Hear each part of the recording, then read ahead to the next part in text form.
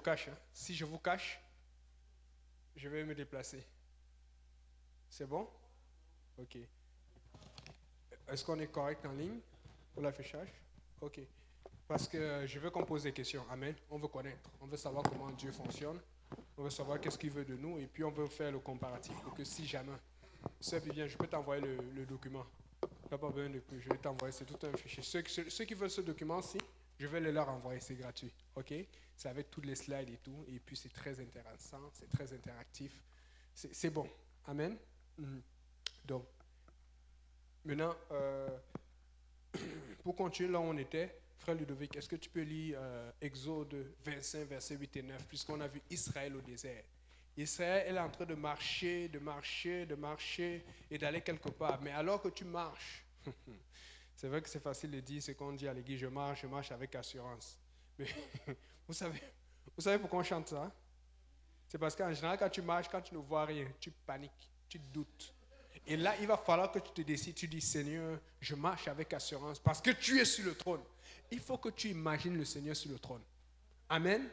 N'oubliez pas, comme la sœur Tatiana, je veux les questions. Bombardez-moi aujourd'hui. Amen. Parce que ça, c'est l'enseignement qui m'a fait le plus grandir avec le pasteur Kaouzi. Le pasteur Kaouzi raconte ceci avec justice. Il y a deux leçons quand tu donnes en étude biblique ou quand tu reçois l'étude biblique où il y a le plus d'opposition. Il y a la leçon 4, l'Ancien Testament, et la leçon 7. La leçon 4, c'est là où on parle du plan du tabernacle. La leçon 7, c'est là où on parle de la nouvelle naissance avec le baptême du Saint-Esprit. Ces choses-là où tu vas voir, il y a beaucoup de différences dans des églises, des choses doctrinales. Et réalisez, quand tu parles de Moïse qui a divisé la mer en deux, si tu poses même la question ici, même à des gens qui sont non chrétiens, ils vont te dire oui, ils connaissent l'histoire. Quand tu parles du buisson Adam, le feu qui brûlait, mais le buisson ne se consume pas, tu vas trouver quelqu'un qui connaît l'histoire. Quand tu parles de l'Égypte qui est tombée dans l'eau, quand tu parles par exemple des plaies en Égypte, des premiers-nés, quelqu'un va connaître l'histoire. Mais si tu parles du plan du tabernacle, la seule chose qu'ils vont peut-être te dire pour la plupart, c'est le tabernacle. Parce que c'est la référence. Mais ils ne connaissent pas tout ce qu'il y avait à l'intérieur. Pourtant, si tu regardes les livres là-dessus, il y a beaucoup plus d'écrits sur les leçons, sur le plan du tabernacle, que sur les miracles que Dieu a fait. Dieu a fait Moïse écrire beaucoup plus longtemps sur le tabernacle que sur ses propres miracles. Parce que nous tous, nous aimons le miracle. Le miracle, c'est la résolution d'une situation impossible. Une situation là où tu disais qu'il n'y a pas de réponse, on ne peut rien. Mais vous savez pourquoi? Moi, je peux vous dire que ça fait longtemps que je n'ai pas eu de miracle. Quand je parle de miracle, je parle de situations là où j'étais mal pris. Je m'appelle une fois, il y a 15-16 ans, j'avais failli perdre la maison à Montréal, j'ai failli perdre ça, j'ai eu tel problème, j'ai eu tel point financier, telle situation. Dieu a fait des miracles. Mais vous savez pourquoi je ne peux plus témoigner de tels miracles? C'est parce que Dieu m'a discipliné. Il m'a appris une façon de fonctionner, de prier, de payer la dîme, de faire des choses pour lui, au point là où je n'ai pas besoin de miracle, puisque le miracle déjà, c'est ma vie avec Christ. C'est ma relation avec Christ. Vous comprenez un peu? Si tu vas toujours vivre pour Dieu de miracle en miracle, tu as un problème. Puisque Dieu veut une relation avec toi.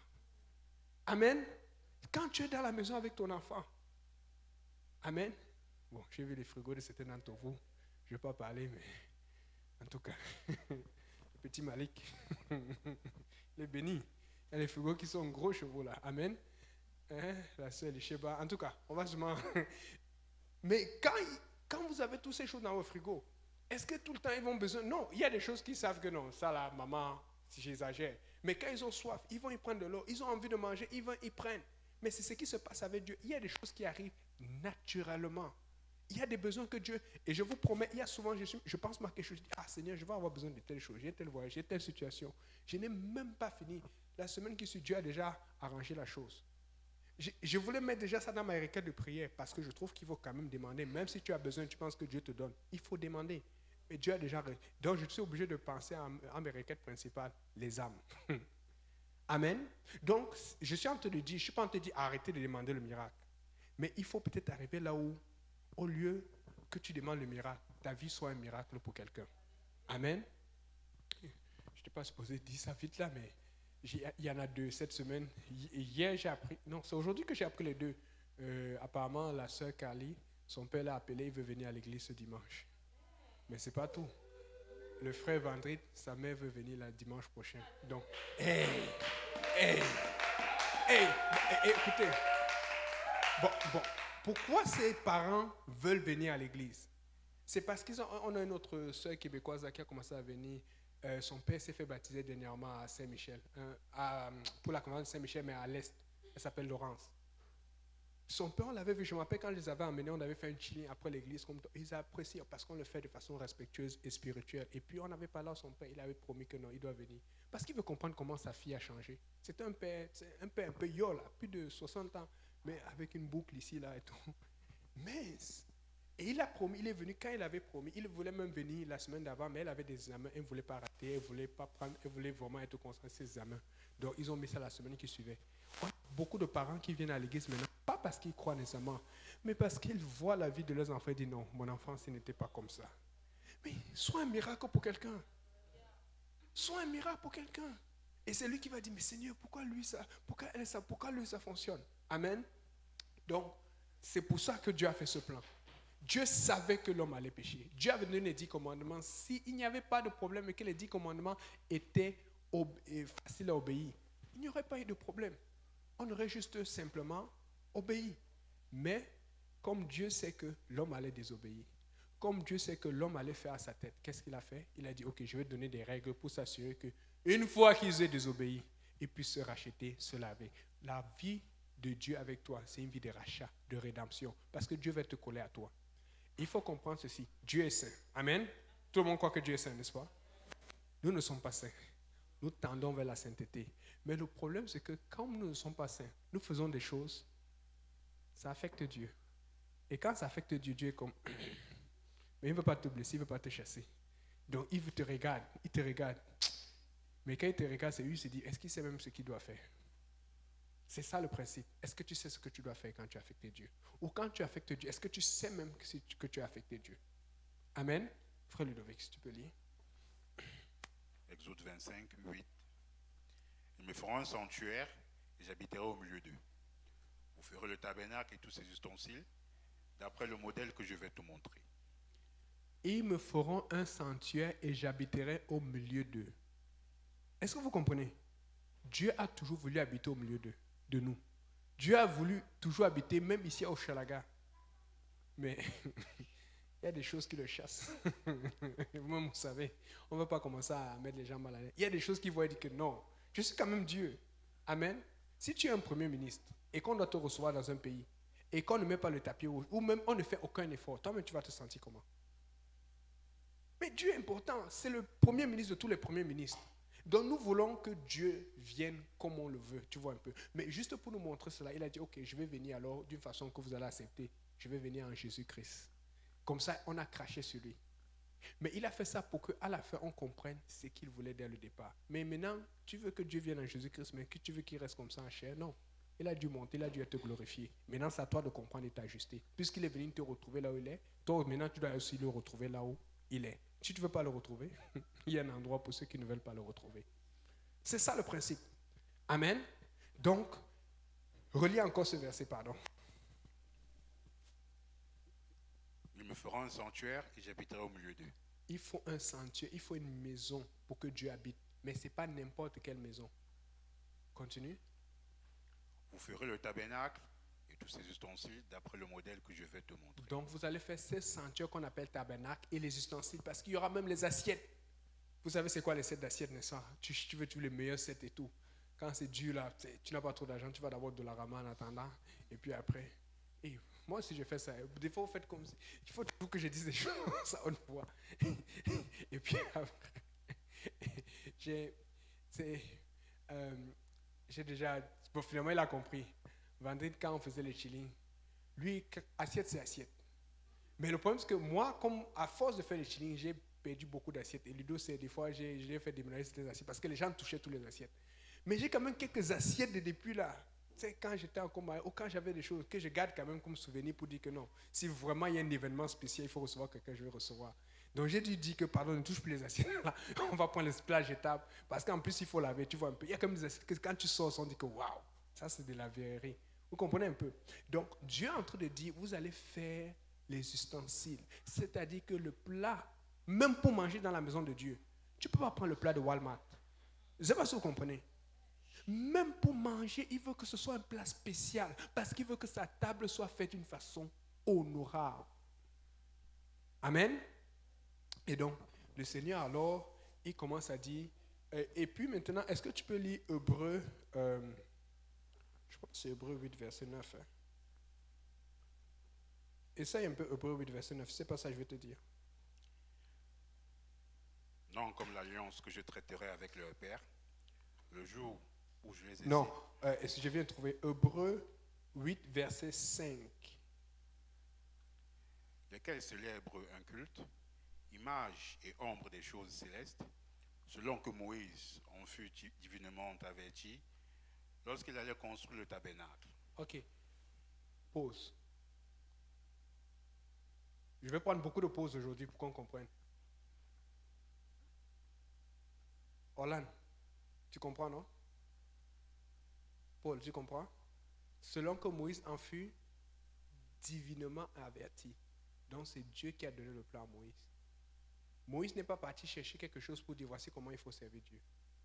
Tout ce que Moïse a fait sur la terre, c'est ce que Dieu lui a montré au ciel.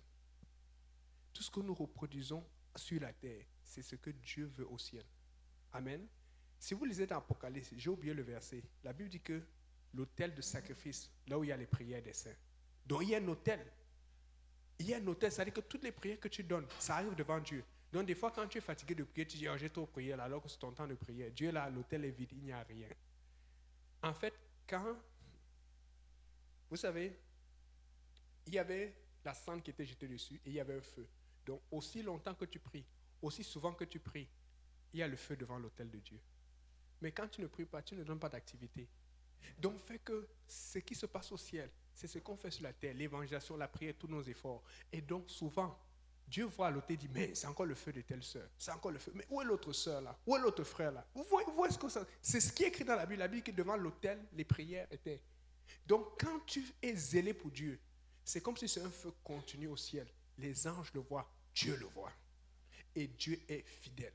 Mais parce que nous ne réalisons pas cette situation, nous ne réalisons pas ce parallèle, on dit, oh, Dieu va comprendre. Il va comprendre. Il va comprendre que son feu ne brûle pas au ciel. Parce que tu ne pries pas. Amen. Je vous ai dit que je vais prendre beaucoup de pauses aujourd'hui parce que ça, là, si on maîtrise cette leçon-ci, je vous dis, ça va changer notre vie, ça va changer notre façon de voir et de percevoir Dieu. Amen. Donc, on va commencer. Est-ce qu'on peut afficher maintenant?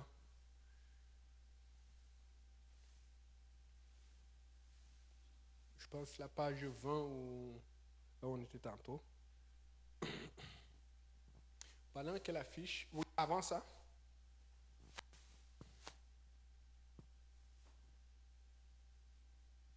Ok. Est-ce que tout le monde voit? Regardez bien parce que, surtout les jeunes, je vais poser des questions là-dessus. Ah, même Elishab a dit oui, je suis content. Avec les dessins, c'est beaucoup plus interactif. Vous savez, et j'aime beaucoup cette charte parce que ça a été fait simplement. Chacun est capable de repérer à peu près tous les ustensiles là-dessus ou ce qu'il y avait là-dedans. Mais il y avait beaucoup plus de choses que cela. Mais on a mis ce qui était essentiel. Amen. Donc, là, peut-être que bientôt je vais faire comme les gens qui font les présentations avec le laser. Je n'ai pas pensé à ça, mais ça me donne une idée. Ici, là, autour, ce qui est blanc, c'est le rideau. Amen. C'était le pourtour. On appelait ça le parvis. Amen. Est-ce que tu peux lire Exode 38, verset 18?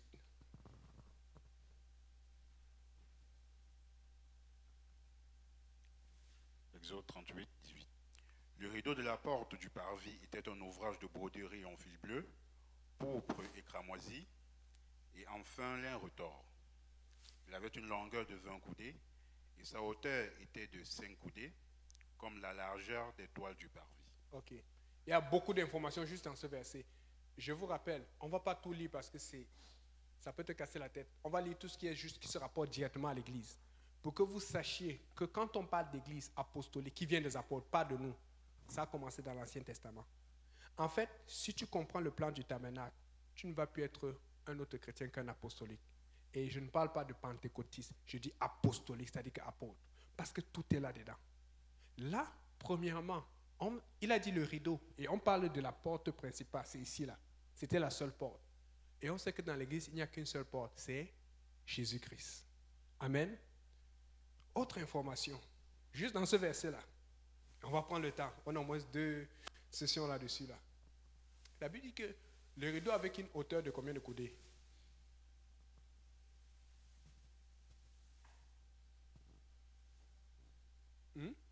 Ça, c'est la longueur. 5, voilà. C'est ça qui est bien quand tu répètes, tu fais l'étude après, tu commences à retenir. 5 coudées. Et pour ceux qui ont fait des recherches, allez faire des recherches sur Internet. Il y a ce qu'on appelle les coudées hébreux, les coudées juives, les coudées anglaises et tout. Mais il y a la moyenne. Ils s'entendent qu'une coudée, c'est entre 0.4445 mètres ou 0.5 mètres. Littéralement, ça veut dire que le rideau avait une hauteur minimale de 2.2 mètres au moins. Donc, je peux dire c'est quelque chose ici là. Donc, chez nous, il y a les gens qui sont tellement longs, on les appelle les longo-longo. Quand ton truc est tombé quelque part où tu veux qu'il prenne un fruit sur l'arbre, tu dis oh longo-longo, mais des fois il va prendre sa part un peu. Donc, même si tu étais longo-longo, comment? Tu ne pouvais pas voir ce qui se passait de l'autre côté. Amen. La seule façon de voir ce qui se passait à l'intérieur d'ici là, c'était de rentrer par la porte. Il n'y a qu'une seule porte, Jésus-Christ. Donc, quand on dit aux gens que pour rentrer dans l'église, ça passe par Jésus-Christ et qu'ils ne comprennent pas, c'est qu'ils n'ont vraiment pas compris. Ça passe par Jésus-Christ. Ce n'est pas par Confucius, ce n'est pas par Mohamed, ce n'est pas par tel ou par Joseph Smith, c'est par Jésus-Christ, uniquement par Jésus-Christ. Amen. Donc, là maintenant, le frère Ludo, quand il a lu tout à l'heure, il a parlé de 4 couleurs. Est-ce qu'on peut déterminer les 4 couleurs? Qui se rappelle? Le bleu, le cramoisi, ou le cramoisi, c'est quoi le rouge encore? C'est quoi? Bon, je me suis trahi. Le cramoisi, c'est... Excusez. Le cramoisi, c'est le rouge vif. Donc, et on appelle ça cramoisi parce que c'est rouge, rouge, rouge. Tu sais, souvent, quand il y a un mariage, là, une sœur, il y a des sœurs qui mettent souvent le rouge au mariage. Ils disent, mais c'est la guerre. Le rouge, elle met son rouge là, et quand elle marche, elle est...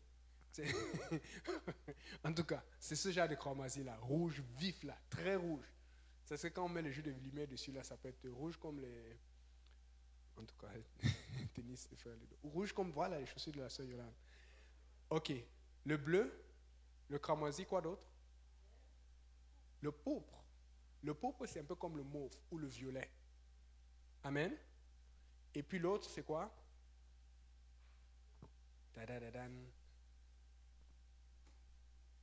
Hein?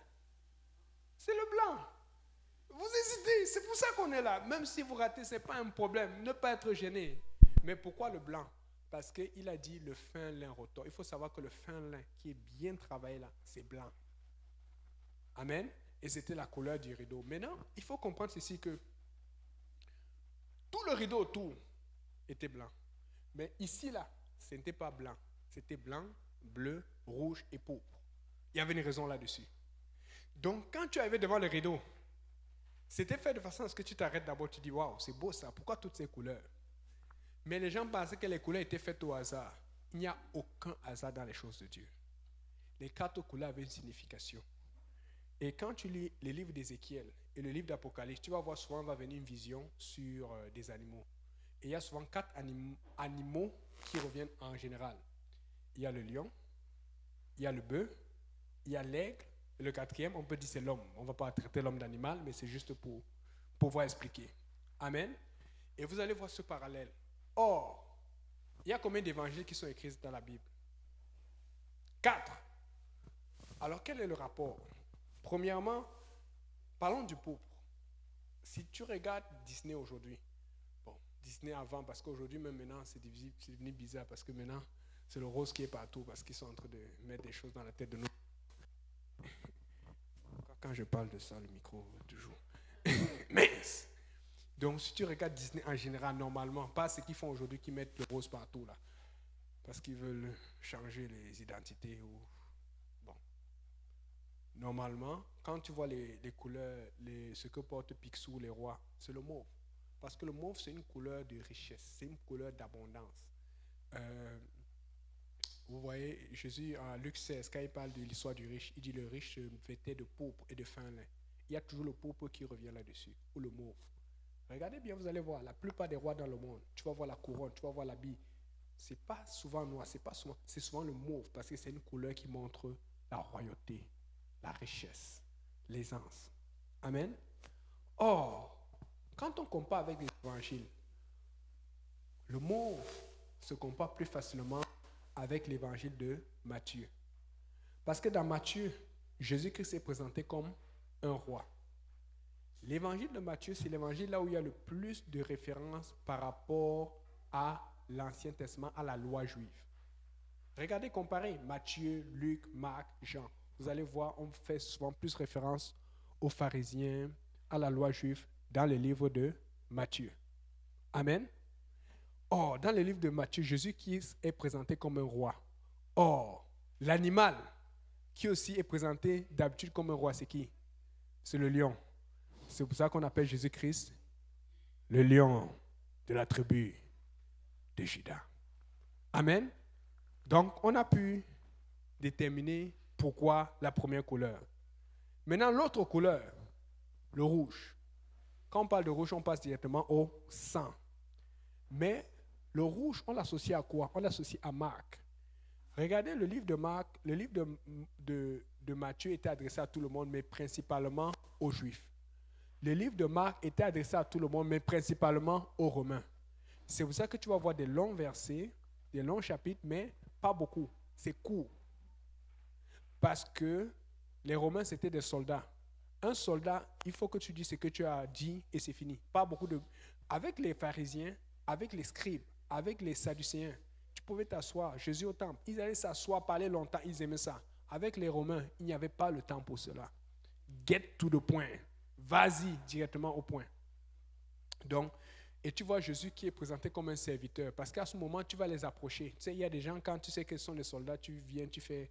Parce que ce sont des gens qui sont déjà disciplinés, qui sont soumis à d'autres supérieurs. Et l'animal qui va avec le livre de Marc, c'est le bœuf.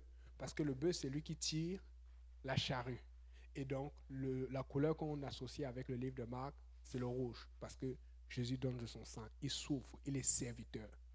Là, ce que je veux que vous réalisez, c'est que dans ces couleurs, il y a un aspect de chacun d'entre nous que Dieu veut que nous ayons.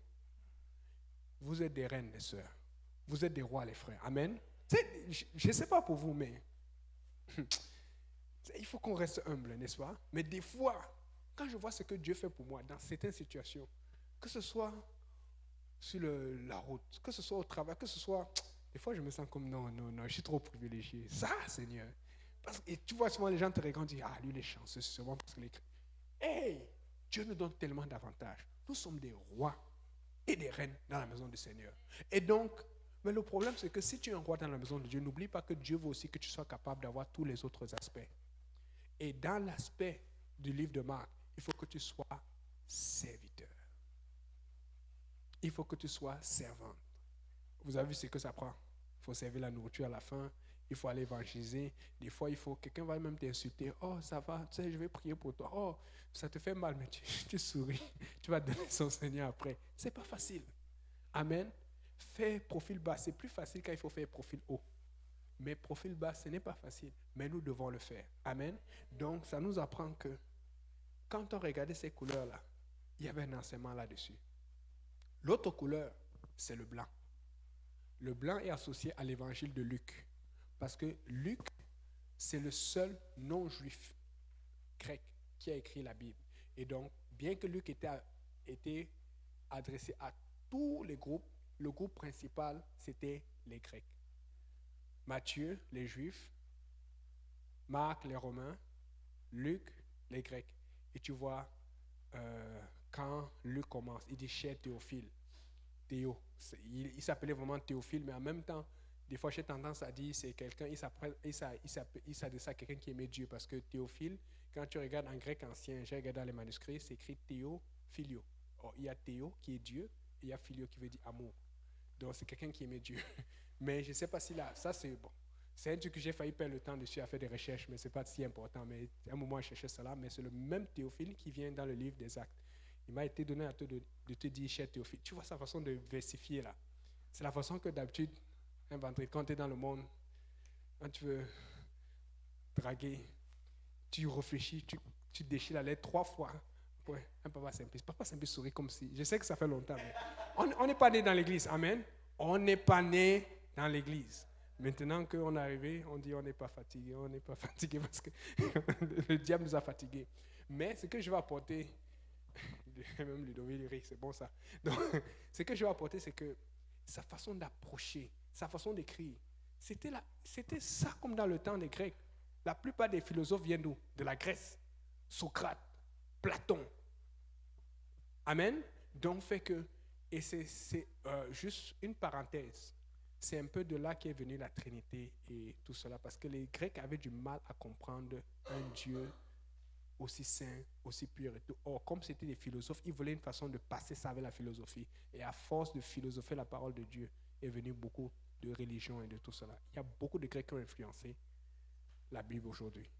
Mais bon, c'est pour ça qu'on dit revient à la base. Si tu parles bien français, si tu es érudit dans ta parole, c'est bon. Mais tant que tu crois au baptême au nom de Jésus et au baptême du Saint-Esprit avec l'évidence de parler en langue. Amen. Sinon, ton français, garde-le pour toi. Ton anglais, Shakespeare, garde-le pour toi. Nous, on veut d'abord l'obéissance. Mais si au-delà de l'obéissance, tu peux avoir ton talent d'ingénieur, ton talent de scientifique, ton talent d'infirmier, ton talent de docteur. Alléluia, c'est ce que Dieu veut. Mais la base, la doctrine, la vérité. Amen. Donc, maintenant, l'animal, il n'y a pas d'animal parce que celui qu'on va proposer, c'est l'homme. Parce que Jésus-Christ dans Luc est présenté comme un homme. Tu vois son humanité, tu vois sa douceur, tu vois sa tempérance, tu vois comment il comprend les gens, tu vois comment il pleure avec la femme syrophénicienne. Là où, vous vous rappelez l'histoire, là où la femme voulait tellement la guérison. Ah, ça c'est un autre truc. Elle voulait tellement la guérison de sa fille que le Seigneur lui dit, parce qu'on aurait dit qu'il n'était pas inhumain, il a été inhumain, mais en fait il était humain, parce qu'il voulait montrer aux gens que regardez ce qu'elle a besoin. Toi tu es là, tu es à l'église et puis tu as besoin de quelque chose, Dieu n'a pas donné, tu te fâches. Le Seigneur m'a oublié. J'aime m'adorer hier. Tu as adoré, c'est pour ça que tu as adoré pour avoir ça. Tu dois l'adorer, il est digne de louange. Tu as même chanté ça par l'adoration. Tu es digne de louange, de toi sont toutes choses. Mais après, tu l'adores comme si tu n'étais pas digne, comme si tu devais. Tu l'adores, tu dis tu es digne de louange, mais dans ton cœur, tu me dois la louange. Faites attention. Amen. Donc, là, cette femme syrophénicienne, pour faire une parenthèse, elle voulait tellement la guérison de sa fille. Jésus dit bien. Il était venu d'abord pour commencer avec les Juifs. Il allait passer aux païens après. Il dit, il n'est pas bien de prendre la nourriture des enfants et de les jeter aux chiens. Chiens. C'est dur ça. La femme, elle s'en fout. Est-ce que tu veux quelque chose de Dieu? C'est pour ça que des fois, Dieu, avant d'avancer avec toi, va te briser. Et il va te briser où ça fait mal. Pour que quand tu vas être prêt à recevoir, tu sois vraiment prêt à recevoir. Elle a dit, mais papa, les chiens mangent les miettes. Elle a dit, donne ce qu'il y a, je vais prendre. Elle dit, non, dis ta foi t'a sauvé. Voilà, ta fille. Amen. Hey, tu veux quelque chose de Dieu? Dis, Seigneur, donne seulement. Des fois, tu vas voir le processus. Je sais que pour nous, si quelqu'un t'apporte le steak, il faut que ce soit donné avec douceur. On peut te jeter sur la face. Mais si Dieu me jette sur la face, si c'est ma réponse à ma prière, je prends. Après, il dit, Seigneur, tu aurais pu quand même être doux. Prends ta bénédiction. Amen. Donc, on a vu qu'ici, Luc représentait. Est-ce qu'il y a des questions? Je veux vraiment que tout soit compris comme il faut. Amen. Oui. Hein? Là, oui, blanc, c'est Luc. Mauve, c'est Matthieu, parce que Jésus-Christ est présenté comme un roi. Et l'animal qui va avec, c'est le roi lion, le lion de la tribu du jardin. Marc, c'est rouge. Jésus-Christ est présenté comme un serviteur. Et le bœuf, c'est un animal qui tire la charrue. On n'est pas arrivé à Jean. Sois tu es pressé, mon frère. Expliquer au fur et à mesure. Donc, et c'est pour ça que la couleur qui va avec Luc, c'est le blanc. Amen. Parce que tous les hommes aiment montrer qu'ils sont blancs comme... Ils n'ont rien de mal en eux. Amen. C'est ça. Donc, là, on a fini avec 3 couleurs. La dernière couleur qui reste, c'est laquelle? Hein? Le bleu. Pourquoi le bleu? Regardez juste comment commence Jean. Au commencement était la parole. La parole était avec Dieu. La parole est Dieu. Jésus-Christ est présenté comme Dieu. Vous savez à qui s'adresse ce livre de Jean? Quelqu'un a une idée? Je rappelle, le livre de Matthieu s'adresse principalement aux Juifs. Le livre de Marc s'adresse principalement aux Romains. Le livre de Luc s'adresse principalement aux Grecs. À qui s'adresse le livre de Jean? Hein? Non, il a dit païen, c'est pas ça? Quelqu'un d'autre? C'est là, c'est à notre portée. Au peuple de Dieu. Ce n'est pas exactement ce que je voulais que tu dises. Je voulais que tu répondes à l'Église. Parce que ça commence avec la révélation. Au commencement, la parole était Dieu. Il faut comprendre que Jésus-Christ est Dieu manifesté en chair. C'est ça le point. Qu'on sache que Dieu est venu sur la chair, mais qu'il s'est fait une chair, et sur la terre, mais il s'est fait une chair. Amen. Afin de mourir pour nous. Parce que Dieu esprit ne peut pas mourir pour nous. Dieu est immortel. Mais Dieu en chair peut mourir pour nous. Mais il s'est fait souiller, humilier, cracher dessus. Mais il faut qu'on s'identifie à ce sacrifice. Amen. Là maintenant, pourquoi la couleur bleue? Parce que quand on regarde au ciel, c'est simple. Le ciel est bleu. Et devinez, quel est l'animal qui reste, qui va avec le livre de Jean? L'aigle. Parce que c'est montré partout. L'aigle est l'animal qui vole le plus haut de tous les oiseaux. L'aigle vole très haut. Ce n'est pas pour rien que vous voyez, c'est l'animal qui est représenté dans le drapeau des États-Unis ou dans beaucoup d'autres drapeaux. C'est pour montrer qu'il a la supériorité. Et l'une des forces qui fait la force des États-Unis, c'est la supériorité aérienne. Les avions F-35, tout ça là. Bon, on dit qu'il y a des gens qui ont des avions qui sont plus forts, mais bon. Vous savez, on n'a pas eu encore de troisième guerre mondiale. Mais les premiers et les deuxièmes ont prouvé que les plus forts étaient les États-Unis. D'habitude, on va dire dans les simulations, tel est fort. Mais la vraie force de quelqu'un s'est prouvée lorsqu'il y a guerre. Et dans les deux premières guerres, ça a montré que c'était eux les plus forts. Amen. C'est pour ça qu'on peut dire que le frère Vandé a un potentiel, mais tant qu'il ne passe pas les épreuves. On peut dire que tu as un potentiel, mais tant que tu ne passes pas les épreuves, on ne va pas dire que vraiment tu es capable. C'est dire quelque chose que quelqu'un est capable, mais c'est dire autre chose quand quelqu'un l'a fait. Nous voulons le faire. Nous voulons y arriver. Nous ne voulons pas seulement penser à y arriver. Nous voulons passer à travers. Amen. Question? Ok. Ouais, l'animal pour le livre de Marc. Ouais, l'animal. L'animal pour le livre de Marc, c'est lequel? Le bœuf. Le bœuf? Pourquoi le bœuf? Pourquoi le bœuf? Parce que le bœuf, c'est un animal qui travaille, qui tire la charrue. Et Jésus-Christ s'est présenté comme un serviteur dans le livre de Marc. C'est bon? Et puis, je peux même vous trouver les références. Attendez, je vais trouver ça, parce que des fois, ça peut aider. C'est juste que je ne voulais pas trop lire les versets, je vais vous laisser lire, mais je vais essayer de trouver ça rapidement. Comme ça, on va finir avec ça aujourd'hui, parce que c'est... Après ça, là, on va parler de l'autel du sacrifice. Amen. Et après l'autel du sacrifice, on va arrêter pour la prochaine fois. Ézéchiel. Excusez-moi.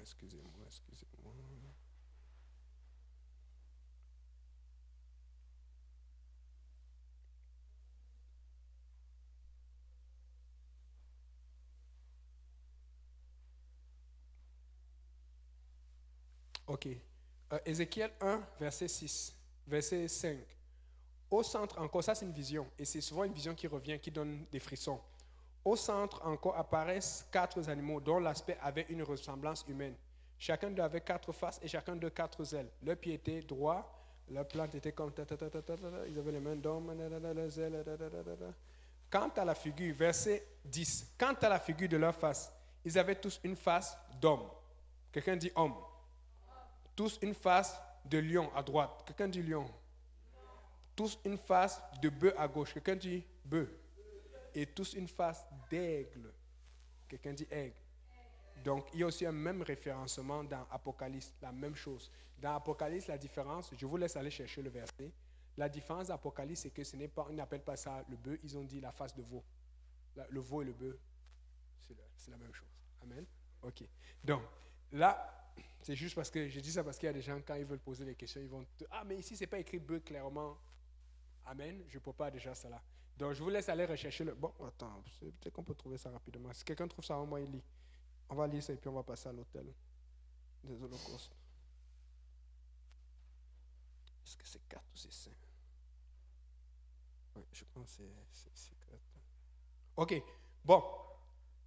Regardons regardons Apocalypse 4, verset 6. Je lis au nom du Seigneur Jésus. Il y a encore devant le trône, comme une mer de verre semblable à du cristal.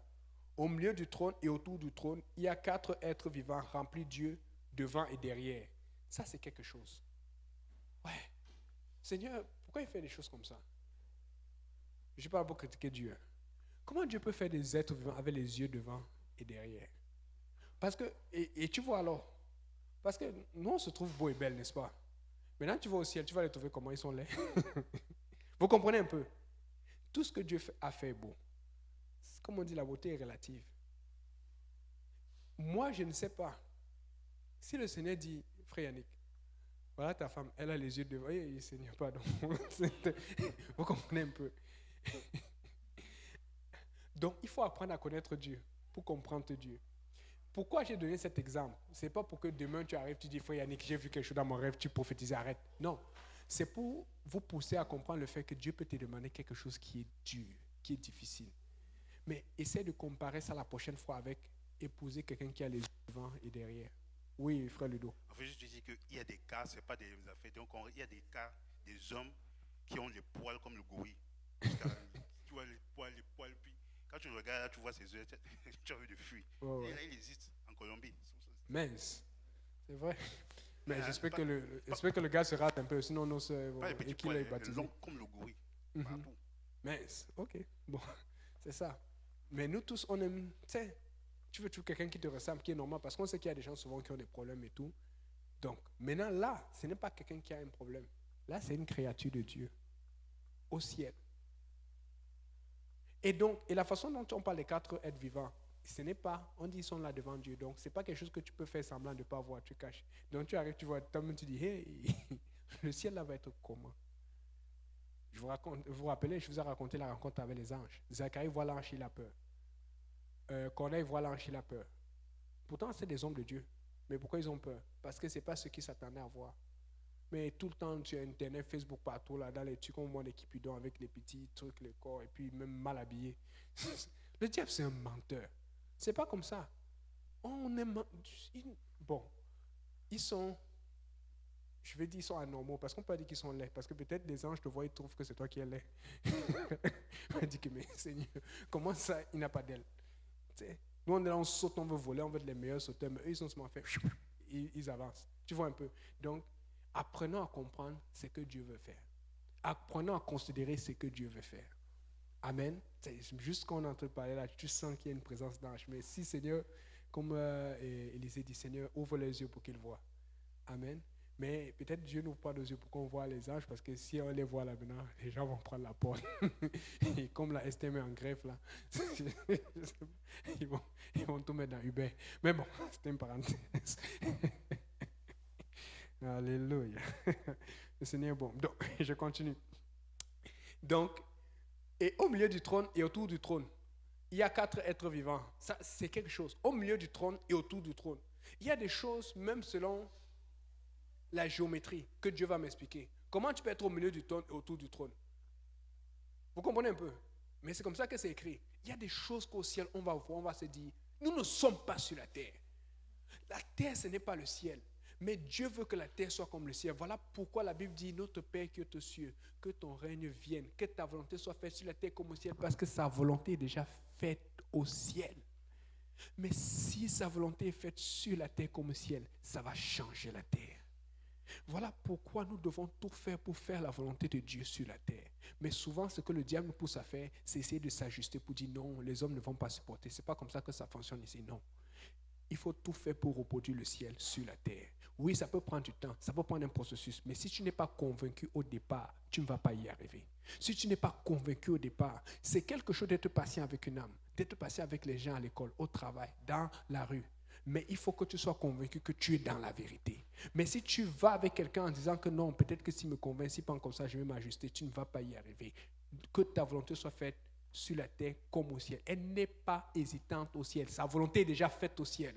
Mais c'est ce ciel-là où il y a des gens avec des yeux devant et derrière. Donc ça veut dire que si sa volonté est faite sur la terre, il y aura plus de gens avec des yeux devant et derrière. Ça veut dire qu'il y aura plus d'anges. Plus de ces gens qui ont fait peur à Corneille. Plus de ces êtres qui ont fait peur à Zacharie. Mais vous voulez qu'il descende? Faites la volonté de Dieu. Voilà pourquoi on dit folie pour les hommes, mais sagesse pour Dieu. Amen. Donc, et là, je finis avec ce verset-là finalement. Et le premier être vivant est semblable à un lion. Le lion. Le second être vivant est semblable à un veau. Rappelez-vous, j'avais dit le veau pour le bœuf. Le troisième vivant a la face d'un homme. Et le quatrième vivant est semblable à un aigle qui vole. Vous voyez que ça revient et ça revient. Là, on est en train de terminer. Nous sommes rendus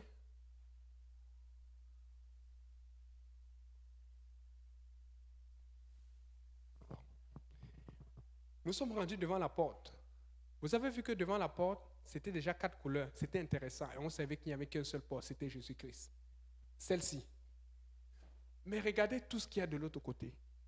Juste pour parler de la porte, on a vu plusieurs versets, et je ne vous ai pas lu tous les versets. Juste pour parler du parvis. C'est pour ça que les gens à l'église, des fois, Dieu fait exprès pour qu'ils soient attirés. Parce que dans le fond, Dieu veut leur dire, il y a beaucoup mieux pour voir à l'intérieur. Mais il faut les faire entrer, il faut les évangéliser, il faut les attirer. Des fois, c'est difficile pour nous de rester à l'église parce que nous ne sommes pas convaincus que ce qui est à l'intérieur est mieux. Voilà pourquoi je le dis toujours, et ça c'est une chose que Dieu m'a donné comme fardeau il y a plusieurs années.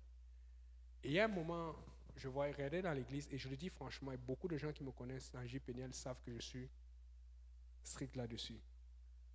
C'est la portée de l'évangile ne dépend pas du pasteur. La portée de l'évangile dépend avant tout de nous. À quel point tu es prêt à être honnête et de sacrifier. Des fois, on est découragé par le sacrifice parce que tu vas voir ton frère et ta soeur qui va faire quelque chose qui n'est pas bon et qui est dans l'église depuis longtemps et ça va t'affecter. Mais Dieu va regarder ce que toi tu fais. Je te dis, si tu demeures fidèle, Dieu va te bénir comme pas possible. Et les gens vont te voir te bénir au milieu de tous ceux de l'église. Spirituellement, dans la santé, dans la longévité, dans beaucoup de choses. Mais je vous promets, c'est difficile de demeurer fidèle au milieu des gens qui sont supposés bien faire mais qui font souvent mal. C'est pour dire que même déjà après avoir été sauvé, même à l'intérieur de l'église, Dieu fait la différence entre celui qui est sincère et celui qui est malhonnête. Ne sois pas malhonnête avec les choses de Dieu. Sois honnête. Sois honnête, sois droit. En étant honnête, comme les parents de Vandit, comme les parents de Carly, ils vont voir ça, ils vont dire, oh, moi je vais venir à votre église. En étant honnête, tes amis vont te prendre au sérieux. En étant honnête, ta famille va te prendre au sérieux. Comme je dis souvent, les gens vont me tuer quand je dis ça. Il y a plusieurs années, quand mon père parlait d'église, parce que c'est lui l'ancien de l'église, l'une des plus grandes églises du Cameroun, personne ne pouvait parler. Aujourd'hui, dans la famille, quand on parle d'église, le seul nom qui sort, c'est mon nom. Ce n'est pas pour m'inventer. C'est parce qu'avec le temps, on va toujours voir celui qui sait Dieu et celui qui ne sait pas Dieu. Il ne faut pas juste dire église, église, et tu fais n'importe quoi. Parfois, ce n'est même pas que tu as fait, mais c'est que tu as laissé faire. Et vous savez, chez nous, si on voit quelque chose, on va prêcher dessus. Il y a des jours où les gens disent, mais bon, là, ça fait longtemps que je n'ai pas prêché contre l'alcool. Mais on dit, mais c'est quoi? Tu as quoi contre nous? Des fois, tu vas prêcher. C'est l'esprit. C'est l'esprit. C'est parce qu'on ne fait pas semblant. On est là pour être honnête. Mais maintenant, au-delà de prêcher, il faut que ton témoignage, toi-même, ton intégrité, tu l'aies. Mais je te promets, si tu es intègre, tu as l'impression que tu perds, mais tu es en train de gagner devant Dieu. Voilà pourquoi quand je suis intègre, peut-être tu penses que tu m'as eu. Au ciel, mon témoignage monte. Au ciel, les anges me prennent au sérieux. Et je connais tellement de choses. Des fois, je vais raconter avant, ou des gens, comme le pasteur aussi m'a enseigné à me raconter. Il y a tellement de choses. Dès que je commence à avoir un problème, je dis, Seigneur, qu'est-ce que j'ai fait? Comme Josué, vous vous rappelez, quand ils ont perdu contre Aïe, vous vous rappelez, Josué va tomber devant Dieu. Il commence à dire, mais Seigneur, qu'est-ce qui se passe? Josué était surpris. Il dit, comment on peut perdre une guerre? C'est comme ça que tu dois être devant Dieu. C'est là où Dieu lui dit, il y a quelqu'un qui a péché dans le peuple. Josué savait qu'il était en règle. Il faut que tu sois sûr que tu es en règle. Quelqu'un peut pécher à côté de toi. Ton frère, ta soeur, même la personne qui t'a invité à l'église peut retrograder, peut pécher. Mais toi, est-ce que tu vas retrograder? Toi, tu as la responsabilité de tenir. Ce n'est pas parce qu'il a fait que tu dois justifier que tu peux faire. Dieu peut comprendre que c'est difficile, qu'il y a la pression. Mais toi, tu dois rester accroché à Dieu. Amen. Donc, là, on va se lever. Oui, on va se rasseoir. La question. Amen. Mais je croyais qu'on avait échappé à la sœur Tatiana aujourd'hui. Bonsoir, Alléluia. pasteur. Bonsoir, ma sœur.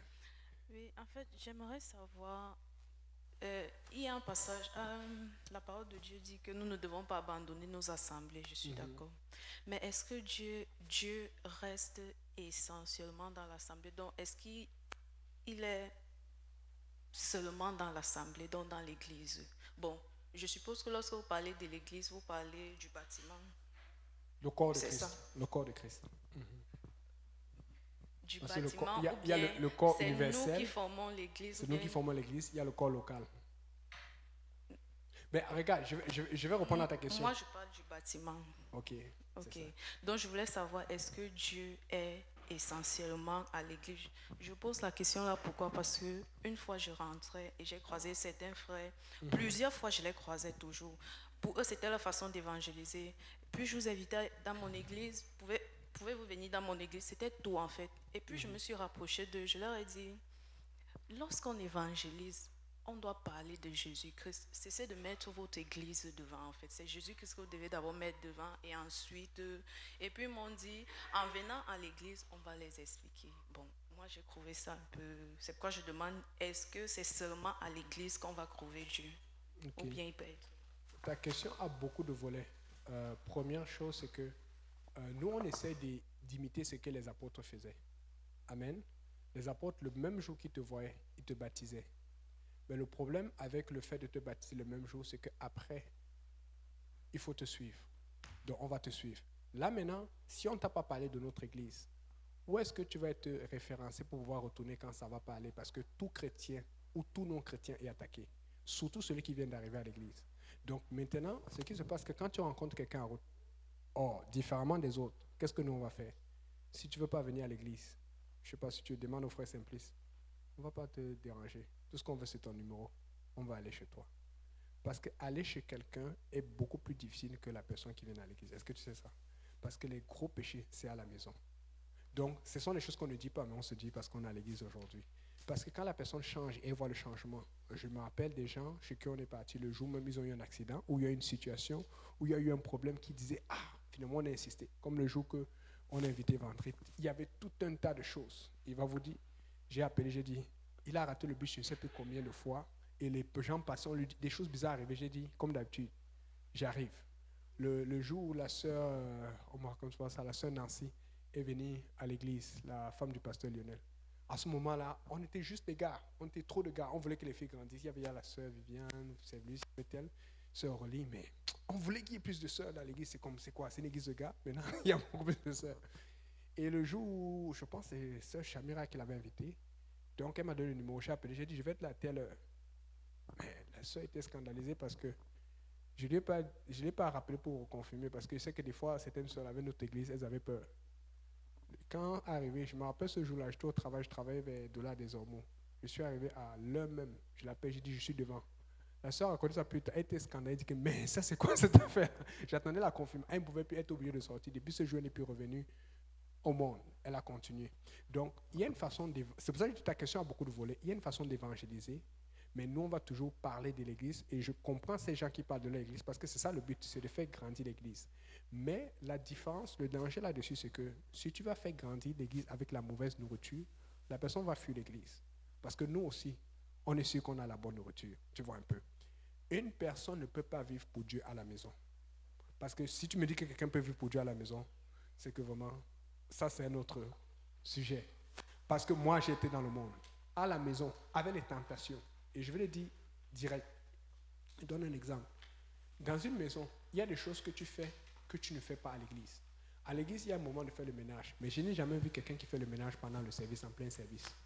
Mais à la maison, tu peux être sous Zoom, ou quelqu'un peut faire l'étude chez toi, et tu vas comment? Je dois avoir les assiettes, il y a la nourriture à la fin, ce sont des choses, je ne sais pas. Quand tu rentres dans la maison de Dieu, dans la bâtisse, dans la bâtisse maintenant, il y a une certaine révérence qui fait ce que tu es gêné. Un autre exemple, on peut avoir des couples dans les églises, dans les bâtiments, surtout les catholiques, quand il y a des problèmes d'immigration, ils vont habiter là-dedans. Mais ce n'est pas le but de l'église. Nous, quand on doit à l'église, c'est pour la période de prière. Mais quand tu as un couple à la maison, ils font des choses que les couples font. Mais ce ne sont pas des choses que tu peux faire à l'église. Vous comprenez où je veux en venir? C'est pour ça qu'on dit que l'église est différente, parce que c'est un bâtiment saint où il n'y a pas certaines choses. Quand tu regardes l'histoire d'Israël et tu regardes David et ceux qui écrivaient les psaumes, ça, ce n'est pas écrit dans la Bible. Ça, c'est quand tu vas regarder l'histoire des rabbins. On dit que tous ceux qui écrivaient les psaumes, on prenait des enfants jeunes et forts et qui avaient prouvé leur virginité. Ce n'est pas n'importe qui écrivait les psaumes. Ce n'est pas n'importe qui chantait. Quand on vous dit que je dansais et qu'il chantait et que c'était ouais, ce n'était pas seulement parce qu'il savait chanter, il était talentueux.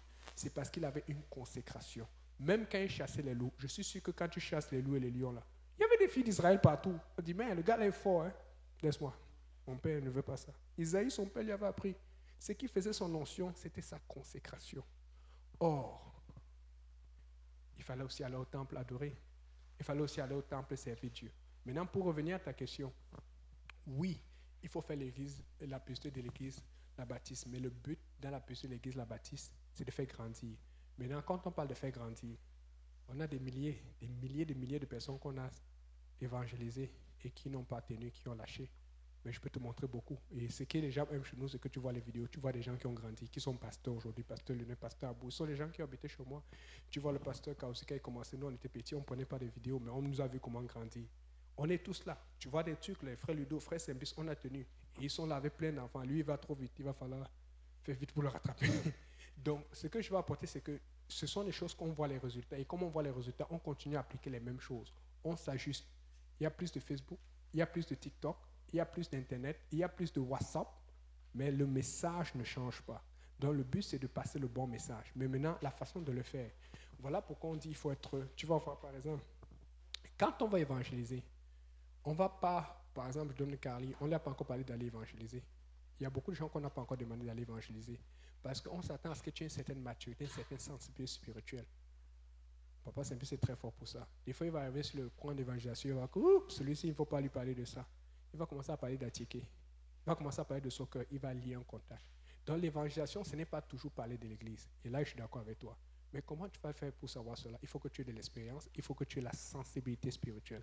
Donc, ta question englobe plusieurs volets. Mais, je ne vais pas te mentir, je connais des églises, je pense, ce n'est pas le jugement. Je ne pense pas qu'ils sont dans la vérité. Bâtis au nom du Père et Saint-Esprit, pas de sanctification. Mais ils sont forts dans l'évangélisation. Donc, mais alors, je vais aller dans les statistiques. Et ça sont des statistiques qui sont vraies. Au Canada, c'est difficile d'avoir les statistiques. C'est prouvé que le taux de suicide parmi les homosexuels aux États-Unis est l'un des plus élevés. Parmi les gens qui font les opérations de changement de sexe. Au Canada, tu dis ça, on va se fâcher. Maintenant, je vais te donner une statistique qui est prouvée officiellement. C'est prouvé aux États-Unis. Ce sont des statistiques qui prennent depuis longtemps que le taux de rétention des chrétiens est le plus haut chez les apostoliques pentecôtistes. Vous voyez, il y a le mélange avec les assemblées de Dieu, mais les pentecôtistes unitaires. Le taux de rétention le plus bas, c'est chez les catholiques, les protestants, après les baptistes. Mais ce sont des données qui sont compilées sur les 20, 30 années. Mais qu'est-ce qui fait la différence entre tous ces gens qui sont nombreux? Peut-être ils sont plus nombreux, parce qu'il y a une différence entre être nombreux et avoir un taux de rétention. Parce qu'il y a des gens, n'oublie pas qu'on est des millions. Et si des millions, mettons que si 10% servent Dieu ou vont à l'église. Donc il y a une grosse partie qui est chez les baptistes, une grosse partie chez les catholiques. Maintenant, quand on parle des gens qui grandissent vraiment et qui restent à l'église et qui servent vraiment Dieu, il y a toujours plus de changements ou de roulements ou des gens qui laissent l'église chez les autres que chez nous. Ce sont des statistiques que si tu veux, il y a des pasteurs à qui on peut demander qui sont très forts là-dessus aux États-Unis. C'est difficile de les compiler au Canada. Tu vois un peu? Mais qu'est-ce qui fait la différence? Le message. Donc quand on va à l'évangélisation, on amène d'abord le message. Mais selon l'Esprit du Seigneur, on va changer la forme. Vas-y. Ça veut dire, pasteur, que Dieu est essentiellement à l'église. C'est ce que je voulais comprendre. Ça veut dire que Dieu est essentiellement à l'église. Laisse-moi répondre à cette question parce que tu poses des questions à plusieurs volets. La meilleure façon de te répondre, c'est le plan du tabernacle. Okay. Parce que honnêtement, si Dieu avait compris ou il avait cru que les 10 commandements allaient suffire, il n'y aurait pas eu de problème. Mais comme il a compris que ça n'allait pas suffire, il a dit, vous ferez selon le modèle que je vous ai montré. Okay. On a vu Jésus à la mort, le voile s'est déchiré, une image de l'église. Okay. Amen. Maintenant, il a donné des ustensiles. Et quand tu peux passer la prochaine slide, juste passer la prochaine slide après cela. Continue. Continue. Ouais, regarde. Quand tu vois cela, tu vois déjà dans l'Ancien Testament, il y avait la forme de croix. L'église qui s'en venait. Donc, Dieu a dit ceci. Pour me servir, vous allez passer par là. Ce n'est pas nous qui l'avons dit.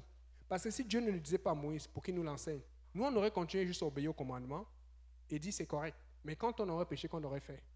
Donc Dieu est en train de nous faire comprendre ceci, que si tu veux vivre pour Dieu seulement à la maison, comment tu vas faire pour nettoyer tes péchés? Tu as besoin d'aller constamment au temple. Et le temple de Dieu pour nous aujourd'hui dans ce temps, c'est l'église. Maintenant le parallèle. Il y a eu 4 habitations de Dieu au-delà de la Bible. Je ne vais pas rencontrer les versets parce qu'on est déjà beaucoup avancé. Il y a 4 habitations principales de Dieu sur la terre. La première habitation, c'est le tabernacle ou le temple à Jérusalem. La deuxième habitation, c'est Jésus-Christ. Et donc, tout le monde allait vers Jésus. La troisième habitation, c'est dans notre temps, c'est l'église. Ce n'est pas l'église. C'est Dieu qui sauve, oui, mais ce n'est pas l'église, parce que c'est l'église qui te dit quoi faire, puisque le jour de la Pentecôte, il dit, homme frère, que ferons-nous? C'est le jour que l'église est née. La 4e habitation, c'est la nouvelle Jérusalem. Amen. C'est la dernière, parce que Dieu va maintenant habiter avec nous dans sa ville sainte. Vas-y, frère Ludo. En fait, c'est que, je voulais apporter une explication, c'est que si on compare ça, par exemple, à l'éducation, l'éducation, il y en a qui donnent l'éducation aux enfants à la maison, mais ce n'est pas évident, ce n'est pas facile. Mais nous, quand nous voulons être éduqués, nous allons dans des institutions qui ont été établies pour ça. On va dans les collèges, les lycées, les universités. Mais certains, comme il dit, le font à la maison. Donc maintenant, si nous voulons être en sorte éduqués pour le ciel, il y a des lieux que le Seigneur... Certains le font à la maison, mais ce n'est pas évident. Mais il y a justement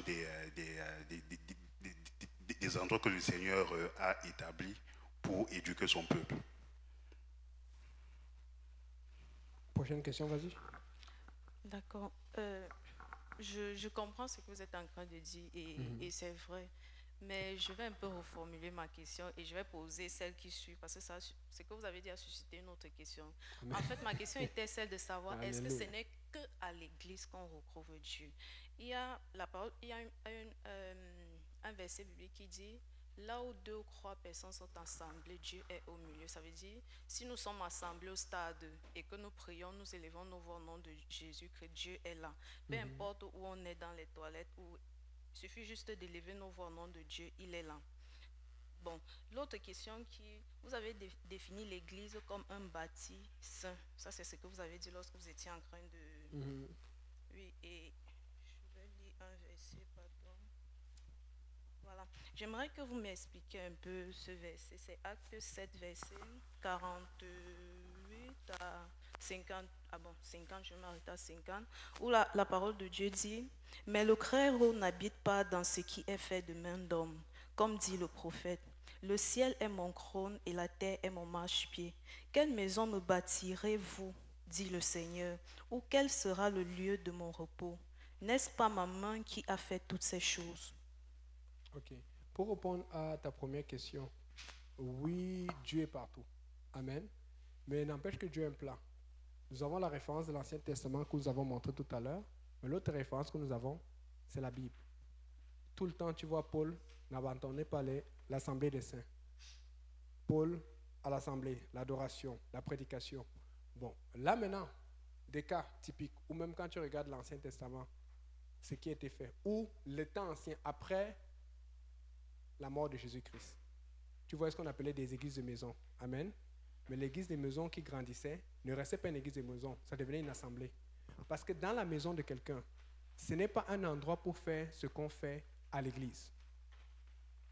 Amen. Ce n'est pas un endroit. Maintenant, je vais lire un verset pour cela.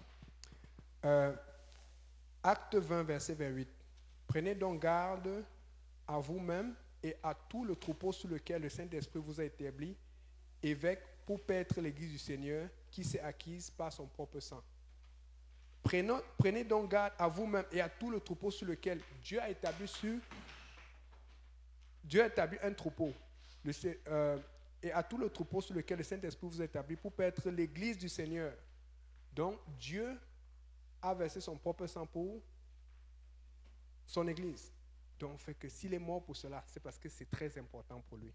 Parce que c'est à l'église normalement. Tu sais, le problème c'est ceci, c'est que l'église a tellement été mal faite, mal bâtie, mal procédée, passée par les mauvaises procédures, qu'aujourd'hui on voit tellement de dégâts qu'on ne reconnaît plus l'église.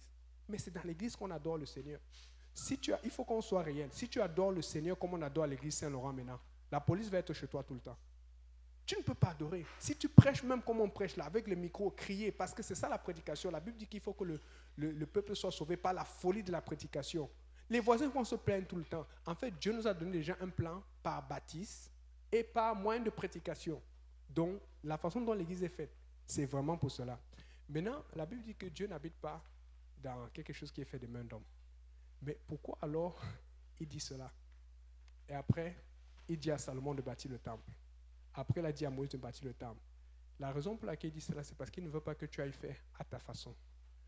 Puisque lorsqu'ils l'ont fait, Dieu se présentait, la présence de Dieu se montrait au milieu des deux anges, dans l'arche, je te rappelle. La Bible dit dans 1 Roi 4, verset 5, qu'au moment du sacrifice, la Bible dit que dans l'arche, au moment qu'ils ont fait le sacrifice, il n'y avait même pas la verge d'Aaron qui avait fleuri. Il y avait une verge qui était miraculeuse, et ni le pot de manne. Ça montrait l'abondance. La Bible dit qu'ils avaient fait le sacrifice au temps de Salomon. Il y avait juste les tables, la loi de Dieu, la doctrine. Mais la Bible dit qu'ils étaient dans le plan, dans le tabernacle. Et les sacrificateurs, pendant qu'ils faisaient cela, les sacrificateurs continuent à travailler. Et la Bible dit que les sacrificateurs ont dû... Rappelle-moi, je vais te donner le verset la semaine prochaine. Les sacrificateurs ont dû sortir parce que la présence de Dieu a rempli. Comment ça a rempli? Probablement la fumée partout. Probablement ils ont ressenti quelque chose. Mais Dieu a tellement approuvé ce qui a été fait. Mais la Bible dit que Dieu a dit qu'il n'habite pas dans un truc qui est fait de main d'homme. C'est parce que justement, si tu obéis à Dieu, tu fais l'église ou le plan du tabernacle comme Dieu l'a dit. Ce n'est plus toi qui le fais. C'est Dieu qui le fait. Parce que justement, il y a trop d'églises aujourd'hui qui sont faites selon la main d'un homme. Maintenant, pourquoi je peux te dire que nous sommes dans l'église de Dieu? Pourquoi on peut dire que c'est l'église, c'est Dieu qui a fait cette église au Schlaga, ici? Pas ce qui se passe nécessairement le dimanche ici. Pourquoi on peut te dire que ce qui est à l'est, c'est l'église de Dieu? Pourquoi on peut dire que ce qui est à Saint-Laurent, c'est l'église de Dieu? Parce qu'on répète exactement la même doctrine que les apôtres ont répétée. Baptême au nom de Jésus, repentance et baptême du Saint-Esprit. Amen.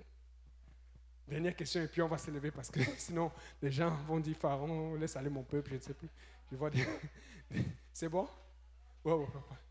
On l'attendait au début, elle est venue à la fin, donc désolé, je devais répondre. Mais on va continuer la semaine prochaine. Lèvons-nous alors, et papa Simplice, s'il te plaît, si tu peux venir rapidement, prier et bénir. C'est ça qu'on fait, on veut répondre aux questions, on veut prendre le temps, que tout le monde soit vraiment à l'aise et que tout le monde soit béni. Amen. Amen. Lèvons-nous dans la présence du Seigneur. Est-ce qu'on peut commencer à battre les mains, remercier le Seigneur pour toutes ces choses? Alléluia. Nous le remercions parce que c'est lui qui bénit de son esprit, c'est lui qui donne de sa parole, c'est lui qui donne de son sacrifice. Amen. Alléluia. Papa, nous te bénissons, nous te rendons grâce, nous te disons merci. Merci encore de nous avoir enseigné encore aujourd'hui, Papa, ta parole. Merci encore d'avoir oint l'homme de Dieu, Seigneur Jésus. Nous prions, Papa, pour lui, Seigneur. Papa, qu'en prêchant ces messages, éternel Dieu de gloire, que tu te souviennes de son âme, que tu te souviennes de sa famille, Seigneur. Je retourne maintenant la prière, Papa, vers ton peuple, éternel Dieu de gloire. Répands sur elle, Seigneur, ta grâce, Papa, ta force, ta puissance, Seigneur. Qu'elle ne manque de rien, Seigneur, qu'elle échappe au piège de l'ennemi, éternel Dieu de gloire, Papa. Papa, souviens-toi de la fraternité que nous allons avoir tantôt. Souviens-toi de tous ceux qui ne sont pas au milieu de nous, Seigneur, parce que ta parole guérit, elle soulage, elle rencontre les âmes, éternel Dieu de gloire, et les besoins de chacun de nous, éternel Dieu Tout-Puissant. Souviens-toi de nos malades, Seigneur. Souviens-toi de tous ceux qui sont en difficulté, Seigneur, de toutes ces requêtes, éternel Dieu de gloire. Papa, des autorités de ce pays, éternel Dieu de gloire, de toutes ces lois, éternel Dieu Tout-Puissant. Papa, garde nos pères, garde nos âmes, Seigneur, que la prochaine fois, nous puissions encore nous retrouver encore plus nombreux pour glorifier et magnifier ton Saint-Nom. Que le peuple de Dieu dise au nom de Jésus. Est-ce qu'on peut l'acclamer encore une fois? Alors, soyez bénis. Et comme j'aime le dire à la prière, souvenez-vous toujours que vous êtes des chrétiens. Amen. Amen. Face à la difficulté, je suis chrétien. Amen. Alléluia. Face à une montagne, souviens-toi que tu es un chrétien. Amen. Face à l'abondance, tu dis je suis chrétien. Amen. Alléluia. Soyez bénis. Amen. Et à mardi prochain.